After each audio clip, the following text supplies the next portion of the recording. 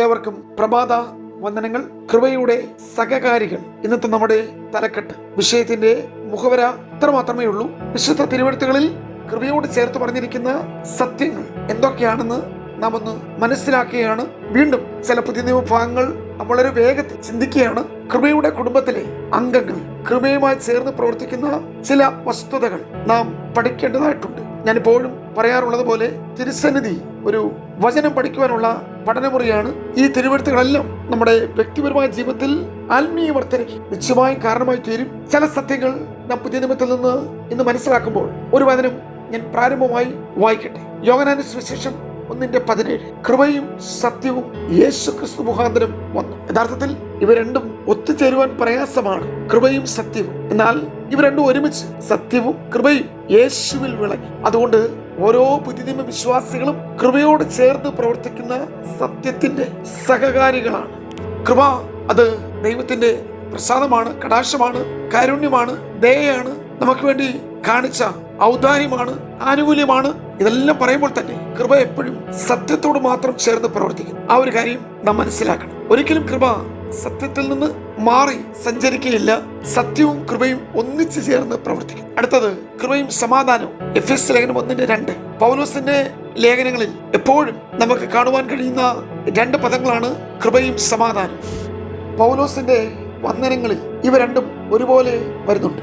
ഐക്യത്തിന്റെയും നിരപ്പിന്റെയും സന്ദേശമാണ് കൃപയുടെയും സമാധാനത്തിന്റെയും സംയോഗം. കൃപയുടെ സഹോദരി എന്ന് സമാധാനത്തെ വിശേഷിപ്പിക്കാൻ കഴിയും. അടുത്തത് കൃപയും പരിജ്ഞാനവുമാണ്. 2 കൊരിന്ത്യർ ലേഖനം 3:18. അത് രക്ഷിക്കപ്പെട്ട വിശ്വാസിയുടെ ആത്മീയ വളർച്ചയുമായി ബന്ധപ്പെട്ടതാണ് കൃപയും പരിജ്ഞാനവും. ഒരിക്കലും കൃപയും അറിവും എന്നല്ല പ്രിയമുള്ളവരെ തിരുവെഴുത്തുകളിൽ കാണുന്നത്.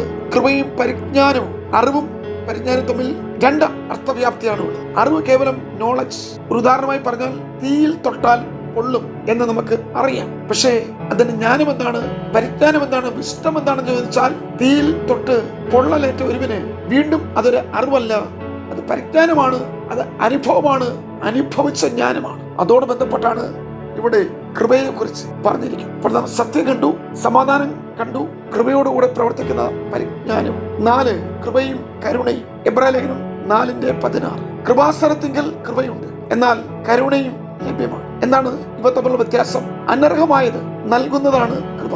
ന്യായമായി അർഹിക്കുന്നത് തരാതിരിക്കുന്നതാണ് കരുണ.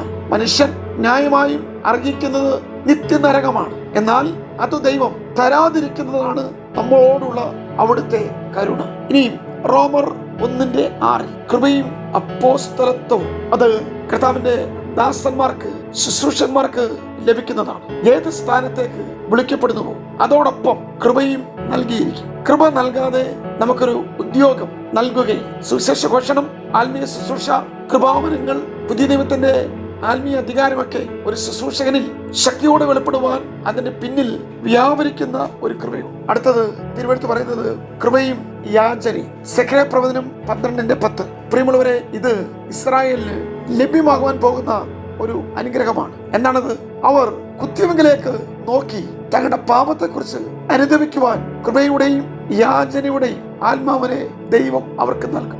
അവസാനമായി കൃപയും മഹത്വം. 84 സങ്കീർത്തനം 11 വാക്യം. നമ്മുടെ ദൈവം കൃപയും മഹത്വവും നൽകുന്നു. ഇഹലോക ജീവിതത്തിന് ആവശ്യമായ കൃപയും പരലോകവാസത്തിന് വേണ്ടുന്ന മഹത്വവും ദൈവം തരുന്നു. കൃപയോടൊപ്പമാണ് ഇവയെല്ലാം ലഭ്യമാകുന്നത്. ദൈവമാണ് ഇവയുടെ എല്ലാം ദാതാവ്. കൃപ കൂടാതെ ഇവ അനുഭവിക്കുവാൻ നമുക്ക് കഴിയുന്നതുമില്ല. അതുകൊണ്ട് ദൈവകൃപയ്ക്ക് ജാതി, യുഗ, വർണ്ണ, വർഗ, ലിംഗ വ്യത്യാസമില്ല. ആർക്കും എപ്പോഴും നരകമൊഴികെ എവിടെയും അത് ലഭ്യമാണ്. പ്രിയരെ, നമ്മുടെ ചിന്ത ഇവിടെ അവസാനിപ്പിക്കുമ്പോൾ കൃപയുടെ സഹകാരികൾ അത് സത്യവും സമാധാനവും പരിജ്ഞാനവും കരുണയും അപ്പോസ്തലത്വവും യാചനയും മഹത്വവും നമ്മളിലും വെളിപ്പെടുവാൻ നിശ്ചയമായി ഇടയാകും. കൃപയോടുകൂടി പ്രവർത്തിക്കുന്ന ഈ വസ്തുതകൾ നമ്മുടെ വ്യക്തിപരമായ ജീവിതത്തിലും ആ കൃപയുടെ അനുഗ്രഹങ്ങൾ, കൃപയുടെ കുടുംബത്തിലെ മറ്റ് സഹകാരികൾ, അത് സമാധാനമാകട്ടെ, കരുണയാകട്ടെ, യാചനയാകട്ടെ, സത്യമാകട്ടെ, ശുശ്രൂഷ അനുഗ്രഹങ്ങളാകട്ടെ, ദൈവമഹത്വമാകട്ടെ, നിശ്ചയമായും നമ്മളിലും അത് വെളിപ്പെടും. നമുക്ക് മറ്റെന്തിനേക്കാൾ ഉപരി ആവശ്യമായിരിക്കുന്നത് കൃപയാണ്.